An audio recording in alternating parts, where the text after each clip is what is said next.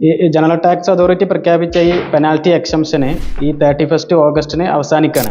എൻ്റെ ഒരു അഭിപ്രായത്തിൽ ഇൻവെസ്റ്റേഴ്സിന് അതുപോലെ തന്നെ കമ്പനി ഓണേഴ്സിന് ജനറൽ ടാക്സ് അതോറിറ്റി റീസെൻ്റ്ലി നൽകുന്ന ഏറ്റവും വലിയൊരു ഓപ്പർച്യൂണിറ്റിയാണിത്. നിലവിൽ ഈ പെനാൽറ്റി കാരണമായിട്ട് മുടങ്ങിക്കിടക്കുന്ന ഒരുപാട് കേസുകളുണ്ട്. എന്ന് പറഞ്ഞാൽ ഷെയർ ഹോൾഡേഴ്സിനെ ആഡ് ചെയ്യൽ, അതുപോലെ തന്നെ കമ്പനി സെയിൽ ചെയ്യൽ, അതുപോലെ ഈ ടാക്സ് ക്ലിയറൻസ്. ചിലപ്പോൾ കമ്പനി ക്യാൻസൽ ചെയ്തിട്ടുണ്ടാവും, പക്ഷേ ടാക്സിന് ക്ലിയറൻസ് ആക്കാത്തത് കൊണ്ട് തന്നെ എന്താണ് അത് ടാക്സ് ഡിപ്പാർട്ട്മെൻറ്റിൽ എല്ലാ വർഷവും ഓഡിറ്റ് ചെയ്യുന്ന പോലെ കാണിക്കും.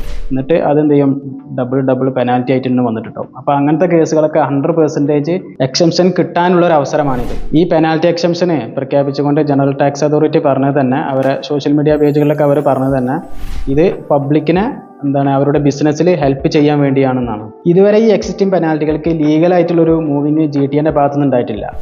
ചിലപ്പോൾ ഈ കാലാവധി കഴിഞ്ഞതിന് ശേഷം കടുത്ത നടപടികളിലേക്ക് GTA നീങ്ങിയേക്കാം. കാരണം നിലവിൽ ഒരുപാട് കമ്പനികൾക്ക്, ഈ പെനാൽറ്റി ഉള്ള കമ്പനികൾക്ക് നോട്ടിഫിക്കേഷൻ വരൽ തുടങ്ങിയിട്ടുണ്ട്. അപ്പോൾ ഈ അവസരം ഉപയോഗപ്പെടുത്താൻ എല്ലാവരും ശ്രമിക്കുമല്ലോ.